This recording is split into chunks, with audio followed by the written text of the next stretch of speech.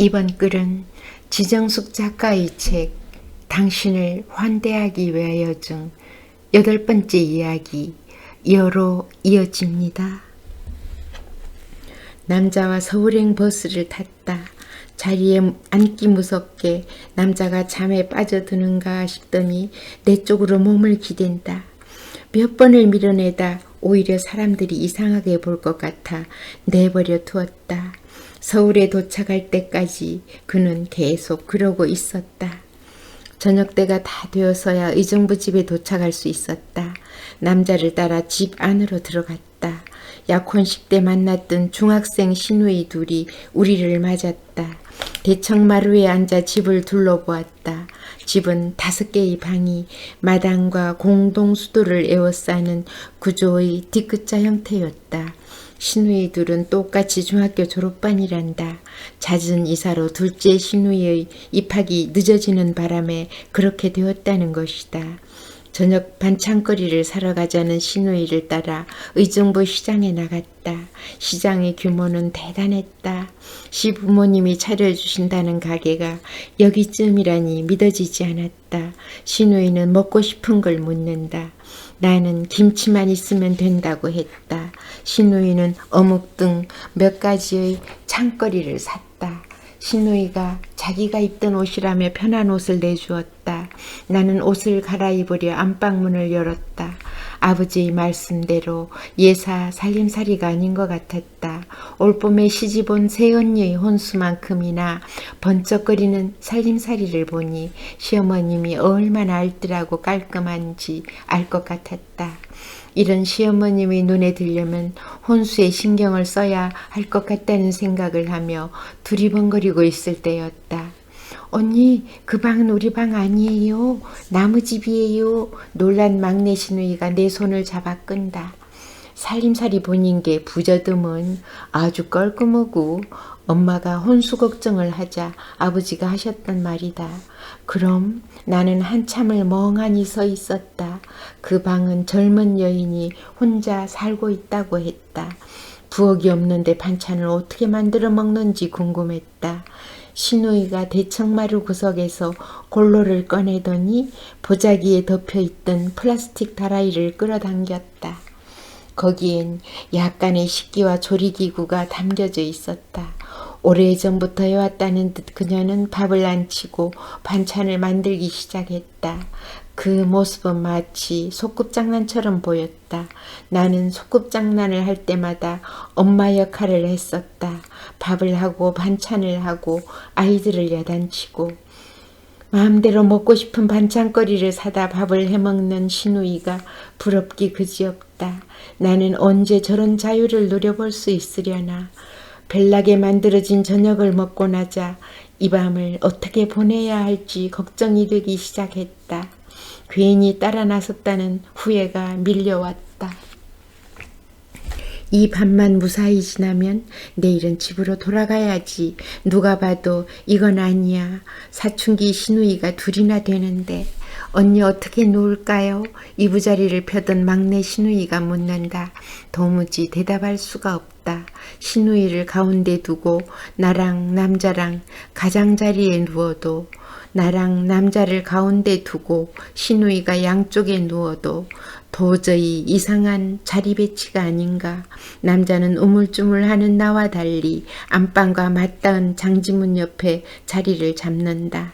하는 수 없이 남자 옆에 내가 막내 시누이와 둘째 시누이가 나란히 누웠다. 삼복의 날씨는 더욱 끈적거리고 있었다. 저기유. 모기소리 많은 남자의 말이 들린 건 제잘거리던 시누이들이 조용해진 뒤의 일이었다. 나는 깜짝 놀라 몸을 바짝 움츠렸다.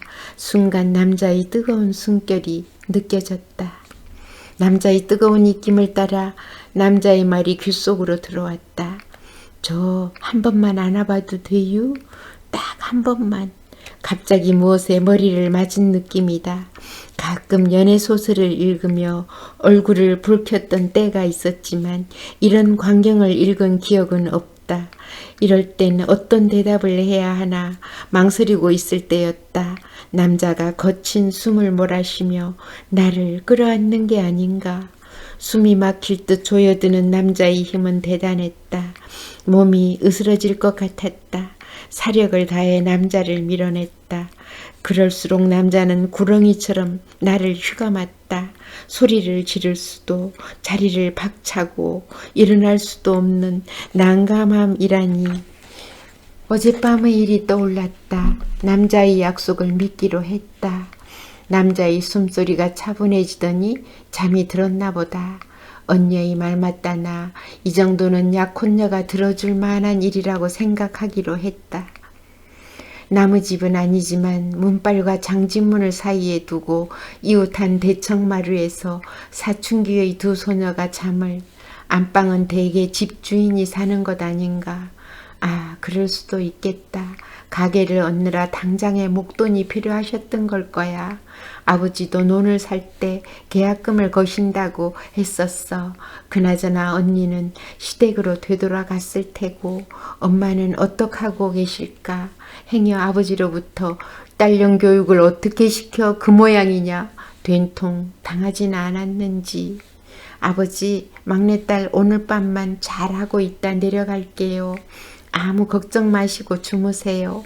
그래서 옷까지도 가지고 오지 않았잖아요. 막내딸 믿으시고. 아침을 서두르던 신우이가 야단 맞겠단다. 신우이의 말이 떨어지기가 무섭게 시어머님의 모습이 내 눈에 들어왔다. 어머님은 고운 한복에 구슬 핸드백을 들고 멋진 양산을 받쳐 쓰고 있었다. 그을린 피부에 화장이 들뜨기는 했으나 신경을 써서 단장을 하신 것 같았다. 나는 집으로 돌아가겠다는 말을 차마 꺼내지 못했다. 창경원을 구경시켜 주신단다. 6학년 때 수학여행에 왔던 창경원. 감회가 새로웠다. 사진을 찍던 신우이가 필름값을 달라며 어머님 앞으로 다가왔다. 엄마랑 장마당조차 다녀본 기억이 없는 나로서는 부러워 죽을 지경이었다. 어머님의 핸드백을 신우이에게 건네더니 치마를 걷어 올린다. 나는 어머니를 뚫어져라 바라보았다. 잠시 후 시어머님이 꺼내든 건 때에 절어 윤기가 흐르는 푸르댕댕한 전대였다. 어머님은 맛있는 점심을 사주신다며 먹고 싶은 걸 말하란다. 음식 이름을 생각해 보았다. 생각이 나질 않는다. 음식을 사 먹어본 적이 없는 것이다. 하는 수 없이 만두를 좋아한다고 말해버렸다.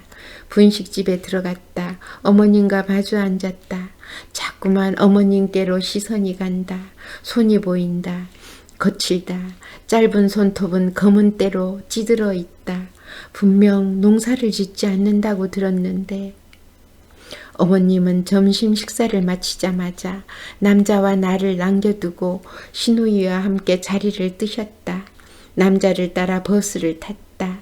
빌딩 숲을 지나 어디쯤 오자 내리잔다. 돼지극장이라는 간판이 눈에 들어왔다.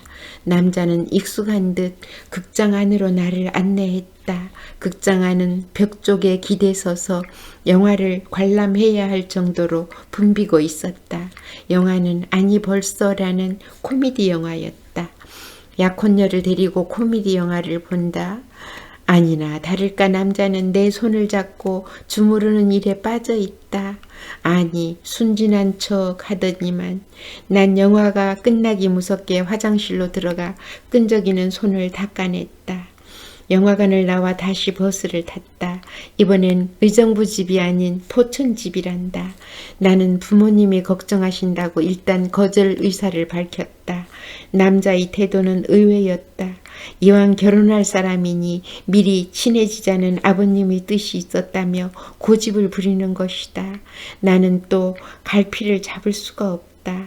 한참을 옥신각신한 끝에 그만 논산행을 포기하고 말았다.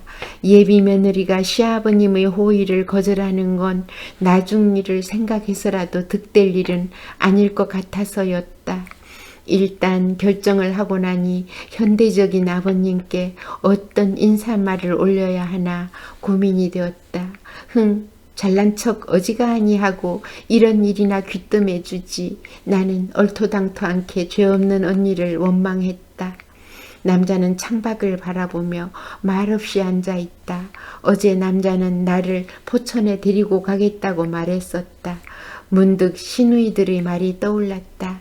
오빠 제정신이야. 언니 절대 가지 마세요. 우리도 돈 떨어졌을 때나 가지. 정말 가기 싫어요. 긴 여름해가 퇴근 준비를 서두르고 있었다. 순간 잠잘 일이 걱정되기 시작했다. 방이 몇 개일까?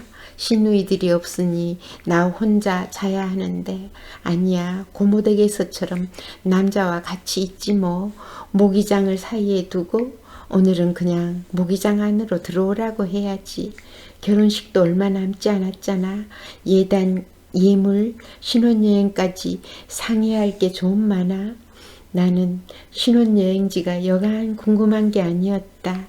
얼마 전 결혼한 주희는 제주도로 신혼여행을 갔다 왔다며 자랑을 했었다.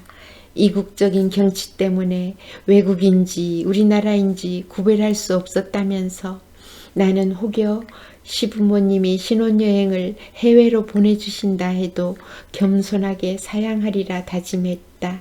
멋쟁이 아버님은 만족해 하시며 비행기 티켓을 마련해 주실 게 아닌가.